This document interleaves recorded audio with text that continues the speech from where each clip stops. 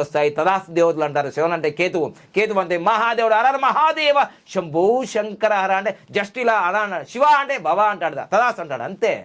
మరి ఆయనే కదా డిపార్ట్మెంట్ ఆఫ్ ద కుబేరా అనే పేరు ఎవరికి ఇచ్చాడు అనుకున్నాం? కుబేరుకు ఆశీర్వాదం ఇచ్చింది ఎవరో? మహాదేవుడు. అసలు దేవుడు వేరు, మహాదేవుడు. మహాదేవుడు అనుకున్నారంటే అంతే, ఏదైనా హై పీక్లో ఉంటుంది.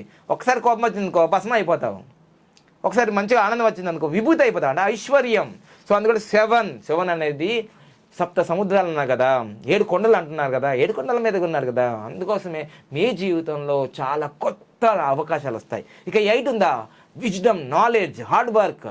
అర్థమైందా? 8 వల్ల ఇంకోటి 8 ఇలా ఉంటుంది చూడండి.